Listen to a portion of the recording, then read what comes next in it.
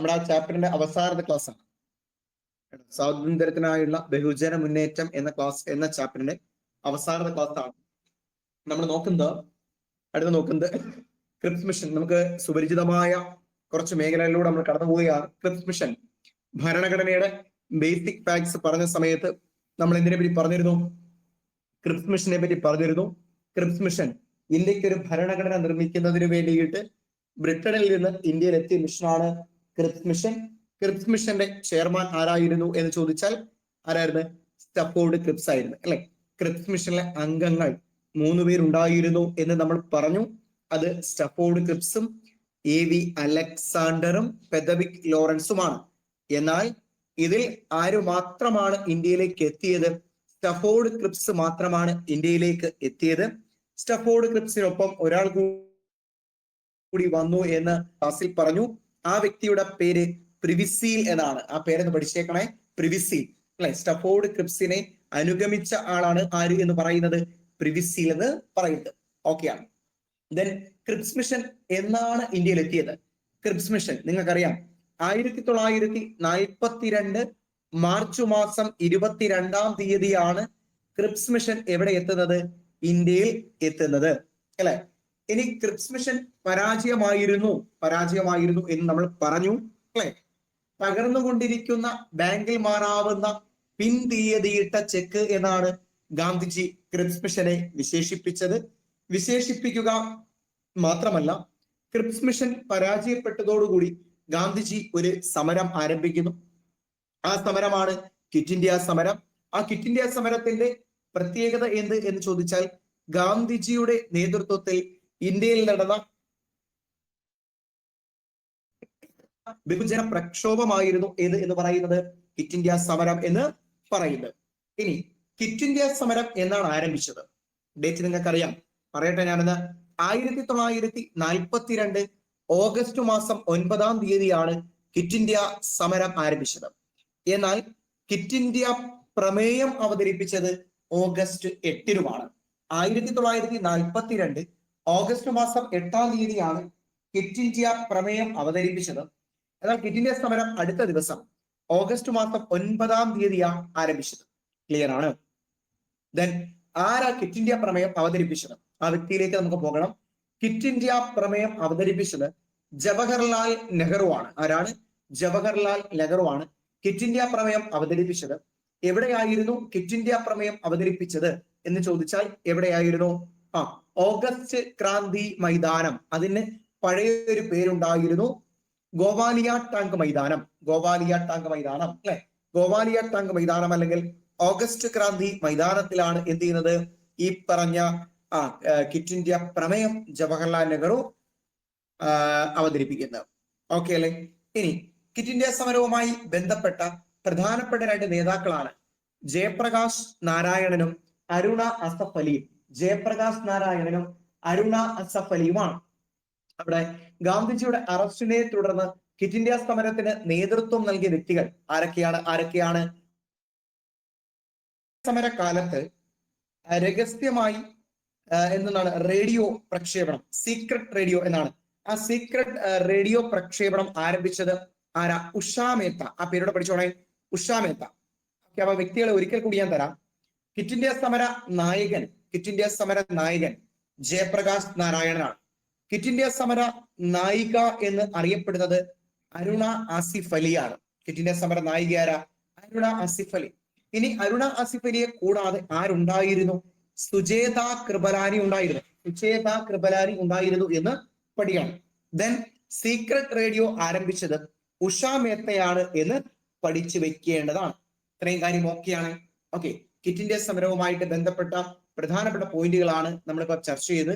ഇനി നമുക്കെല്ലാം അറിയാം, ക്വിറ്റ് ഇന്ത്യ സമരകാലത്ത് ഇന്ത്യയിൽ പല സ്ഥലങ്ങളിലും താൽക്കാലിക ഗവൺമെന്റുകൾക്ക് രൂപം നൽകിയിരുന്നു. അത് നമ്മൾ പഠിച്ചോണേ. ഏതൊക്കെയാണ് ആ താൽക്കാലിക ഗവൺമെന്റുകൾ? ശ്രദ്ധിക്കുക. ഒന്ന് എന്ന് പറയുന്നത് ബലിയ എന്ന് പറയുന്ന സ്ഥലമാണ്. ആ സ്ഥലപ്പേര് ആദ്യം നിങ്ങൾ ക്ലിയർ ചെയ്യണം. ബലിയ എന്ന് പറയുന്ന സ്ഥലം സ്ഥിതി ചെയ്യുന്നത് ഉത്തർപ്രദേശ് ആണ് എന്ന് ഓർമ്മ. ബലിയ എന്ന് പറയുന്ന ഒരു സ്ഥലമുണ്ട്. ആ സ്ഥലം എവിടെയാ? ഉത്തർപ്രദേശിലാണ്. ആ ഉത്തർപ്രദേശിൽ ബലിയ എന്ന് പറയുന്ന സ്ഥലത്ത് താൽക്കാലിക ഗവൺമെന്റിന് രൂപം നൽകിയ ആളിന്റെ പേരാണ് ചിട്ടു പാണ്ഡെ. കേട്ടോ, പുതിയ ആളുകളെ ആ പേര് ചിലപ്പോൾ പുതുതായി കേൾക്കുന്നതായിരിക്കും, ഒന്ന് ക്ലിയർ ആയി പഠിച്ചോളെ. ചിട്ടു പാണ്ഡെ, പേര് കിട്ടിയോ? ചിട്ടു പാണ്ഡെ. അപ്പൊ ഉത്തർപ്രദേശിലെ ബലിയയിൽ ക്വിറ്റ് ഇന്ത്യ സമരവുമായി ബന്ധപ്പെട്ട് ഒരു താൽക്കാലിക ഗവൺമെന്റ് ആരംഭിക്കുന്നു. ആ താൽക്കാലിക ഗവൺമെന്റിന് നേതൃത്വം നൽകിയ വ്യക്തിത്വമാണ് ചിട്ടു പാണ്ഡെ. പഠിച്ചോ. ഇനി താംലൂക്ക് എന്ന് പറയുന്ന സ്ഥലം, താംലൂക്ക് എവിടെയാണ്? ബംഗാളിലാണ്. താംലൂക്ക് എവിടെയാണ്? ബംഗാളിൽ. ആ താംലൂക്ക് എന്ന് പറയുന്ന സ്ഥലത്ത് ഒരു താൽക്കാലിക ഗവൺമെന്റ് ആരംഭിക്കുന്നു. ആ താൽക്കാലിക ഗവൺമെന്റിന് നേതൃത്വം കൊടുത്തത് സതീഷ് ചന്ദ്ര സാമന്ത. പഠിച്ചേ, സതീഷ് ചന്ദ്ര സാമന്ത. അപ്പൊ ബലിയിൽ നേതൃത്വം നൽകിയത് ആരായിരുന്നു? ചിട്ടു പാണ്ഡെ. പഠിച്ചോ, ചിട്ടു പാണ്ഡെ അല്ലെ. ബലിയയിലാണ് ചിട്ടു പാണ്ഡെ എന്ന് പഠിക്കണം. താംലൂക്ക്, ബംഗാളിലെ താംലൂക്കിൽ താൽക്കാലിക ഗവൺമെന്റിന് രൂപം നൽകിയത് അല്ലെങ്കിൽ രൂപം നൽകുന്നതിന് നേതൃത്വം നൽകിയ വ്യക്തി ആര് എന്ന് ചോദിച്ചാൽ സതീഷ് ചന്ദ്ര സാമന്തയാണ്. ഇനി ഈ താംലൂക്കിൽ സ്ഥാപിച്ച താൽക്കാലിക ഗവൺമെന്റിന് ഒരു പേരുണ്ട്. ആ പേര് ഞാൻ പറയുന്നു, ശ്രദ്ധിക്കാം. താമ്രലിപ്ത ജതിയ സർക്കാർ. ഒരിക്കൽ കൂടി പറയണേ, താമ്രലിപ്ത ജതിയ സർക്കാർ. കിട്ടിയോ? താമ്രലിപ്ത ജതിയ സർക്കാർ. അപ്പം ക്വിറ്റ് ഇന്ത്യ സമരവുമായി ബന്ധപ്പെട്ട് ബംഗാളിലെ താംലൂക്കിൽ താമ്രലിപ്ത ജതിയ സർക്കാരിന് രൂപം നൽകിയ വ്യക്തി ആര്? സതീഷ് ചന്ദ്ര സാമന്ത. അതുപോലെ നമ്മുടെ ബലിയയിലെ ഗവൺമെന്റ് പേരുണ്ട് ഇൻഡിപെൻഡന്റ് ലോക്കൽ ഗവൺമെന്റ് എന്നാണ്. പക്ഷെ അതിനേക്കാൾ നിങ്ങൾ പ്രാധാന്യം കൊടുക്കേണ്ടത് എന്തിനാ? താമ്രലിപ്ത ജതിയ സർക്കാരിനാണ്. സതീഷ് ചന്ദ്ര സാമന്തയുടെ താമ്രലിപ്ത ജതിയ സർക്കാർ. ക്ലിയർ? ഇനി ഒഡീഷയിലെ താൽച്ചർ അല്ലെ. താൽച്ചർ ഇന്നത്തെ ക്ലാസ്സിൽ എവിടെയെങ്കിലും നിങ്ങൾ കേട്ടായിരുന്നു എന്ന് പറ. താൽച്ചർ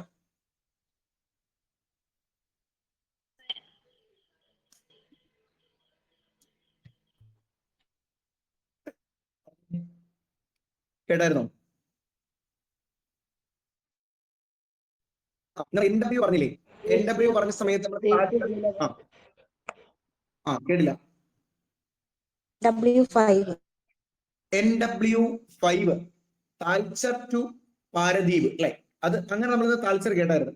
അപ്പം ഒഡീഷയിലെ താൽച്ചർ എന്ന് പറയുന്ന സ്ഥലത്ത് ഒരു ഗവൺമെന്റിന് രൂപം നൽകി, താൽക്കാലിക ഗവൺമെന്റ്. ആ ഗവൺമെന്റിന്റെ പേരാണ് ലക്ഷ്മൺ നായിക്. അല്ലെങ്കിൽ ആ ഗവൺമെന്റ് പേരല്ലടോ, ഗവൺമെന്റിന് നേതൃത്വം നൽകിയ ആളിന്റെ പേരാണ് ലക്ഷ്മൺ നായിക്. കേട്ടോ, ലോക്കൽ പീപ്പിൾസ് ഗവൺമെന്റ് എന്നാണ് ആ താൽക്കാലിക ഗവൺമെന്റ് അറിയപ്പെട്ടത്. ലോക്കൽ പീപ്പിൾസ് ഗവൺമെന്റ് എവിടെയായിരുന്നു? ഒഡീഷയിലെ താൽച്ചർ. ലക്ഷ്മൺ നായിക് ആണ് നേതൃത്വം നൽകിയത്. അപ്പൊ ഒരിക്കൽ കൂടി റിവൈസ് ചെയ്യട്ടെ. ഉത്തർപ്രദേശിലെ ബലിയ, പഠിച്ചോടെ ഞങ്ങൾ. ഉത്തർപ്രദേശിലെ ബലിയ ചിട്ടു പാണ്ഡെ. അതുപോലെ ബംഗാളിലെ താലൂക്ക്, അവിടെ സർക്കാരിനെ കൂടി പഠിക്കണം. താമ്രലിപ്ത ജതിയ സർക്കാർ നേതൃത്വം നൽകിയത് സതീഷ് ചന്ദ്ര സാമന്ത. ഒഡീഷയിലെ താൽച്ചർ ലോക്കൽ പീപ്പിൾസ് ഗവൺമെന്റിന് നേതൃത്വം നൽകിയത് ലക്ഷ്മൺ നായിക് ആണ്. ലക്ഷ്മൺ നായിക്. കിട്ടിയോ? ഓക്കെ. ഇനി സത്താറയിൽ പ്രതി സർക്കാർ. ആ സർക്കാരിന്റെ പേരോട് പഠിച്ചോണേ, പ്രതി സർക്കാർ. ആ പ്രതി സർക്കാരിന് നേതൃത്വം നൽകിയത് നാനാ പാട്ടീൽ. പഠിച്ചേ, നാനാ പാട്ടീൽ. സത്താറയിൽ താൽക്കാലിക ഗവൺമെന്റിന് നേതൃത്വം നൽകിയത് നാനാ പാട്ടീലായിരുന്നു എന്ന് പഠിക്കണം. സെറ്റാണ്. ഓക്കെ. താൽച്ചർ, ലക്ഷ്മൺ നായിക്, സത്താറ, നാനാ പാട്ടീൽ. ഇത്രയുമാണ് എന്തുമായിട്ട് ബന്ധപ്പെട്ട് നമ്മൾ ചർച്ച ചെയ്തിരിക്കുന്നത്? ക്വിറ്റ് ഇന്ത്യ സമരവുമായിട്ട് ബന്ധപ്പെട്ട് നമുക്ക് അറിയേണ്ട ഏറ്റവും പ്രധാനപ്പെട്ട പോയിന്റുകൾ. ഓക്കെ ആണോ? ഇനി നമ്മൾ നേരെ പോകുന്നത് നാവിക കലാപം എന്ന് പറയുന്ന ഒരു ഭാഗത്താണ്. നാവിക കലാപം ബ്രിട്ടീഷ് ഗവൺമെന്റിനെതിരെയാണ് നാവിക കലാപം. ഈ നാവിക കലാപത്തിന് നേതൃത്വം നൽകിയത് റോയൽ ഇന്ത്യൻ നേവി. ബ്രിട്ടീഷ് ഇന്ത്യയിലെ നാവിക സേനയായ റോയൽ ഇന്ത്യൻ നേവിയാണ് നാവിക കലാപത്തിന് നേതൃത്വം നൽകിയത്. ഇനി നാവിക കലാപം നടന്നത് 1946 ഫെബ്രുവരി മാസം 18. ക്ലിയറായി പിടിച്ചോണേ.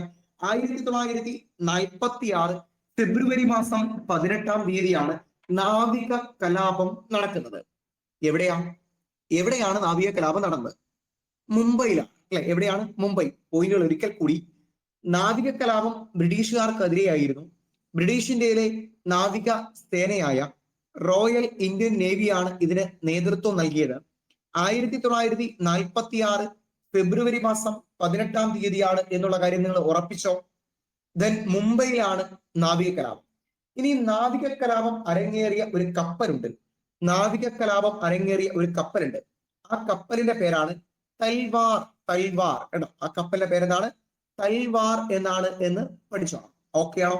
അപ്പൊ മുംബൈയിലെ തൽവാർ എന്ന് പറയുന്ന കപ്പലിലാണ് എന്ത് നടക്കുന്നത്? നാവിക കലാപം നടന്നത്. ഇനി ഇതിന് നേതൃത്വം കൊടുത്ത ആളുകളിലേക്ക് നമ്മൾ പോവുകയാണ്. നാവിക കലാപത്തിന് നേതൃത്വം നൽകിയ വ്യക്തിത്വങ്ങൾ പഠിക്കും. BC ദത്ത്. ഒന്നാമത്തെ ആളിന്റെ പേര് പിടിച്ചോണേ, BC ദത്ത്. പുതിയ ആളുകൾ ക്ലിയർ ചെയ്തോണം. ഓരോ വ്യക്തികളെയും ഓരോ ഭാഗത്ത് അടുക്കണം അല്ലെ? ചിട്ടു പാണ്ഡെ, നാനാ പാട്ടീൽ, അതുപോലെ തന്നെ സതീഷ് ചന്ദ്ര സാമന്ത എന്നൊക്കെ കേട്ട് കഴിഞ്ഞാൽ അതെല്ലാം താൽക്കാലിക ഗവൺമെന്റ് ആണ് എന്ന് ഓർത്തു വെച്ചോണം. താൽക്കാലിക ഗവൺമെന്റുമായിട്ട് ബന്ധപ്പെട്ട് പഠിച്ച പേരുകളാണ്. ക്വിറ്റ് ഇന്ത്യ സമരവുമായിട്ട് ബന്ധപ്പെട്ട താൽക്കാലിക ഗവൺമെന്റ് രൂപീകരിച്ച ആളുകളാണ് ചിട്ടു പാണ്ഡെ, അതുപോലെ നാനാ പാട്ടീൽ, പിന്നെ ആരായിരുന്നു? സതീഷ് ചന്ദ്ര സാമന്ത, അതുപോലെ തന്നെ ലക്ഷ്മൺ നായിക്. ഇത്രയും കിട്ടിയോ? ഓക്കെ.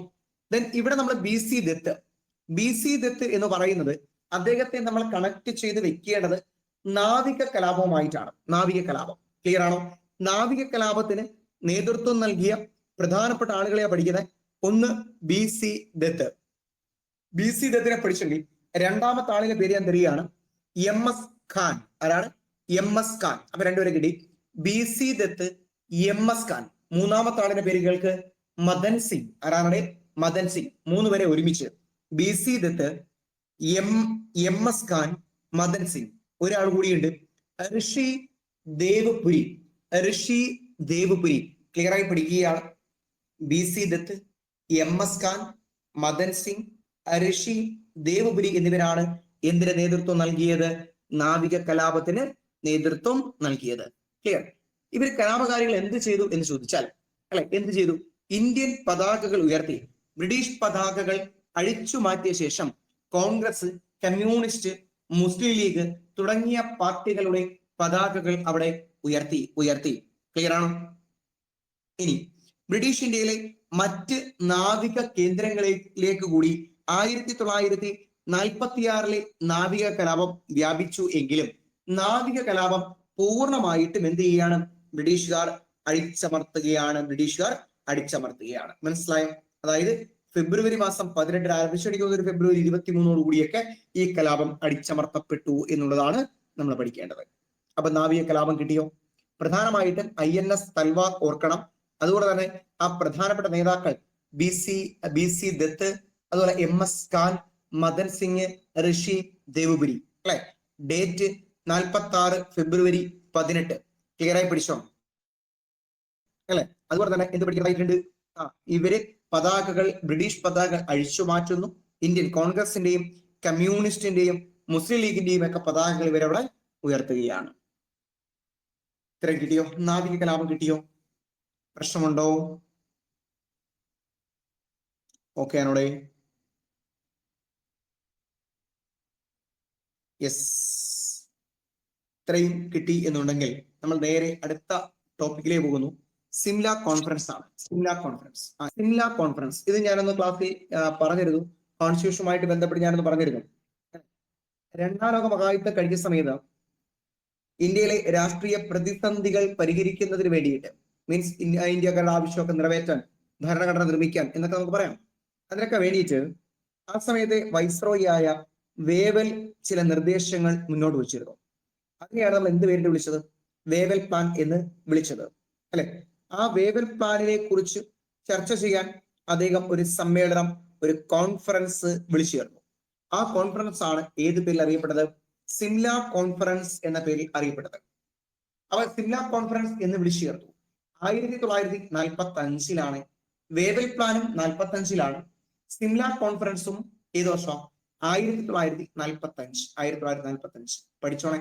SCRTക്ക് പ്രിഫറൻസ് കൊടുക്കണേ. SCRT നിങ്ങൾ കുറെയൊക്കെ പഠിച്ചിട്ടുണ്ട്, അത് റിവൈസ് ചെയ്യണം. പുതിയ ആളുകൾ ഞാൻ പറഞ്ഞതുപോലെ നിങ്ങൾ ലോങ് ടൈം LDC ആണ് ഫോക്കസ് ചെയ്തത് എന്നുണ്ടെങ്കിൽ എന്ത് ചെയ്യാം, ഡെയിലി നമ്മൾ ഒരു ചാപ്റ്റർ വെച്ചെങ്കിലും ഒരു ചാപ്റ്റർ എങ്കിലും പരമാവധി ചാപ്റ്ററുകൾ തീർക്കണം. പക്ഷേ മിനിമം നമ്മൾ ഒരു ചാപ്റ്റർ എങ്കിലും എന്ത് ചെയ്യണം, നിങ്ങൾ കംപ്ലീറ്റ് ചെയ്ത് പോകണം. അതിന് നിങ്ങൾ സമയം കണ്ടെത്തണം. എപ്പോഴെങ്കിലും നിങ്ങൾ അങ്ങ് സമയം കണ്ടെത്തണം. എത്ര ബുദ്ധിമുട്ടിയായാലും നമ്മുടെ ടാർഗറ്റ് ഒരു ചാപ്റ്റർ, ഒരു SCRT ചാപ്റ്റർ തീർക്കുക എന്നുള്ളതാണ്. നമ്മൾ SCRT ചാപ്റ്ററുകളൊക്കെ വായിച്ച് തീർക്കുമെങ്കിൽ പോലും നിങ്ങൾക്ക് കുറച്ചുകൂടി ഒരു എന്തോന്ന് കിട്ടും, ആ ബേസിക് ആയിട്ടുള്ള കാര്യങ്ങൾ കുറെ മനസ്സിലാവും. ബാക്കി ക്ലാസ്സുകൾ കേൾക്കുമ്പോൾ നിങ്ങൾക്ക് ഒരു പുതുമ അനുഭവപ്പെടത്തില്ല. എക്സ്ട്രാ പോയിന്റുകൾ കിട്ടുമെന്ന് നിങ്ങൾക്ക് ആഡ് ചെയ്യാൻ തോന്നും. അതുകൊണ്ട് SCRT എല്ലാവരും വായിക്കണം. ദെൻ നമ്മൾ പറഞ്ഞു 1945 ജൂൺ മാസം 25 സിംല കോൺഫറൻസ് നടക്കുന്നത്. ഓക്കെ, സിംല കരാർ ഇതുമായിട്ട് ബന്ധമില്ല. അത് 1972 ജൂലൈ മാസം 2 എന്ന് നമ്മൾ ഉറപ്പിച്ചു വെച്ചേക്കുകയാണ്. സിംല കോൺഫറൻസ് സെറ്റാണ്. സിംല കോൺഫറൻസ് സെറ്റ് ആണല്ലോ. ദെൻ നമ്മൾ നേരെ പോവുകയാണ് ക്യാബിനറ്റ് മിഷൻ. അത് നമ്മൾ ചർച്ച ചെയ്താണ്.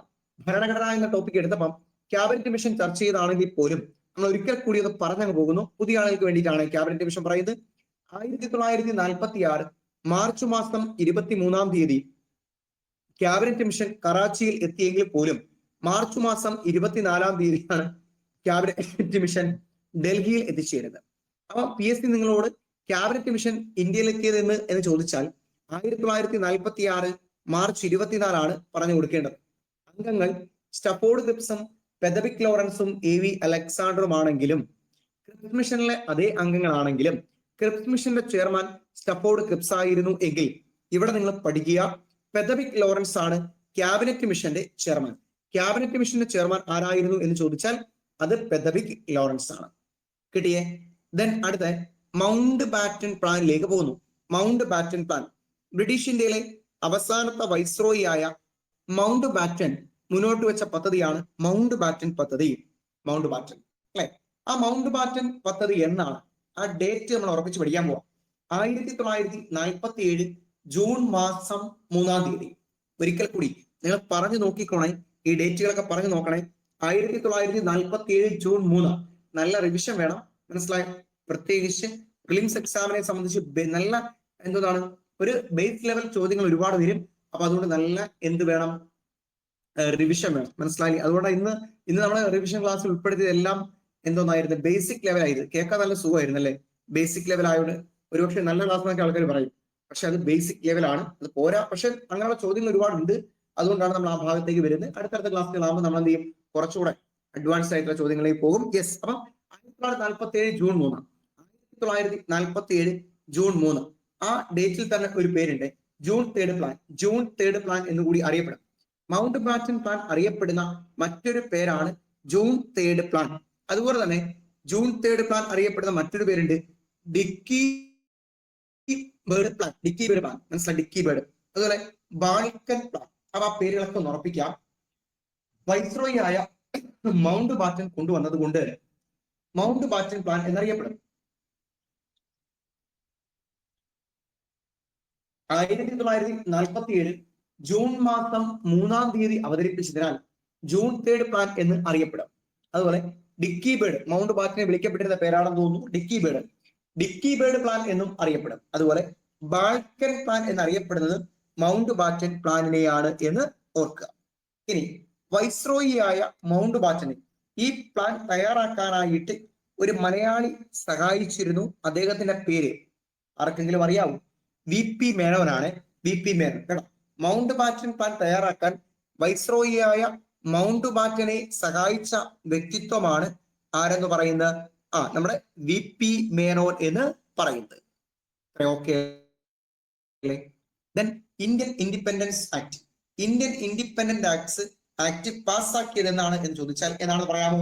1947 ജൂലൈ മാസം 18 Indian independent act British parliament പാസ്സാക്കിയത്. ക്ലിയർ ആണോ? ഇന്ത്യക്ക് സ്വാതന്ത്ര്യം ലഭിക്കുന്നതിന് കാരണമായ ആക്ട് ഏത് എന്ന് ചോദിച്ചാൽ ഇന്ത്യൻ ഇൻഡിപെൻഡന്റ് ആക്ട് ആയിരുന്നു, ഇന്ത്യൻ ഇൻഡിപെൻഡന്റ് ആക്ട് ആയിരുന്നു. ആ സമയത്ത് ബ്രിട്ടീഷ് പ്രധാനമന്ത്രി നമുക്കറിയാം ക്ലമന്റ് ആറ്റ്ലി. ഈ ചാപ്റ്ററിൽ തന്നെ നമ്മൾ ക്ലമന്റ് ആക്ടിനെ പറ്റി പരാമർശിച്ചു. എവിടെയാണ് ആർക്കെങ്കിലും ഓർമ്മയുണ്ട?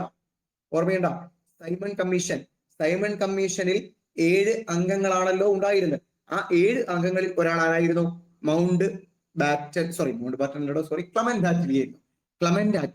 ക്ലമന്റ് ആറ്റ്ലി ബ്രിട്ടീഷ് പ്രധാനമന്ത്രിയായിരുന്നു. ആര്? Clement Attlee. ഇന്ത്യക്ക് സ്വാതന്ത്ര്യം ലഭിക്കുന്ന സമയത്ത് നമ്മുടെ ബ്രിട്ടീഷ് പ്രധാനമന്ത്രി ആരായിരുന്നു എന്ന് ചോദിച്ചാലും നിങ്ങൾക്ക് ആരെ പറയാവുന്നതാണ്? ക്ലമന്റ് ആറ്റ്ലിയെ പറയാവുന്നതാണ്. എന്നാ സ്വാതന്ത്ര്യം ലഭിച്ചത്? എന്നായിരുന്നു? 1950 ജനുവരി മാസം 26-ാം തീയതി അല്ലേ സ്വാതന്ത്ര്യം ലഭിച്ചത്? അല്ലേ? അതൊക്കെ ചിലപ്പോൾ ഒരു ഡൗട്ട് വരും. വലിയ കാര്യങ്ങൾ പഠിച്ചു പോകുമ്പോൾ ചെറിയ കാര്യങ്ങളൊക്കെ ഒരു ഡൗട്ട് വരും. ക്ലിയർ ആയി പഠിക്കണം. സ്വാതന്ത്ര്യം ലഭിച്ചത് 1947 ഓഗസ്റ്റ് മാസം 15-ാം തീയതിയാണ് എന്ന് പഠിച്ചോണം. ഓഗസ്റ്റ് മാസം 15-ാം തീയതി അല്ലെ? ഇതിനകത്ത് ഞാനൊരു കാര്യം പറഞ്ഞിരുന്നു. 2ാം ലോക മഹായുദ്ധത്തിൽ ജപ്പാൻ എന്ത് ചെയ്തിരുന്നു? ഇന്ത്യയുടെ ഭാഗത്തേക്ക് ആക്രമിച്ചു വന്ന സമയത്ത് എന്ത് ചെയ്തിരുന്നു? ഇന്ത്യക്കാരുടെ സഹായം ബ്രിട്ടീഷുകാർ ആവശ്യപ്പെട്ടു. പക്ഷെ അവർ ഇന്ത്യക്കാർ എന്ത് ചെയ്തില്ല? സഹായം നൽകിയില്ല. അങ്ങനെ പിന്നീട് എന്ത് ചെയ്തു? ഈ ബ്രിട്ടീഷുകാർ ജപ്പാനെ പരാജയപ്പെടുന്നു. അത് 1945 ഓഗസ്റ്റ് 15. ആ ഓഗസ്റ്റ് 15 എന്നും ഇന്ത്യക്കാരുടെ സഹായമില്ലാതെ ബ്രിട്ടൻ ജപ്പാനെ ആക്രമിച്ച് കീഴ്പ്പെടുത്തിയ ആ തീയതി ഇന്ത്യക്കാരുടെ മനസ്സിൽ ഉണ്ടാകട്ടെ എന്ന് വിചാരിച്ചിട്ടാകണം ഇന്ത്യക്ക് സ്വാതന്ത്ര്യം ഏത് ദിവസം തന്നത്? ഓഗസ്റ്റ് മാസം 15-ാം തീയതി തന്നത്. ഓക്കെ, ഇത്രയും ക്ലിയർ ആണോടെ? ഇത്രയും ഓക്കെ ആണ്. ആ ചാപ്റ്ററിലെ അത്യാവശ്യം പോയിന്റുകളൊക്കെ നമ്മൾ ക്ലിയർ ചെയ്ത് കഴിഞ്ഞു.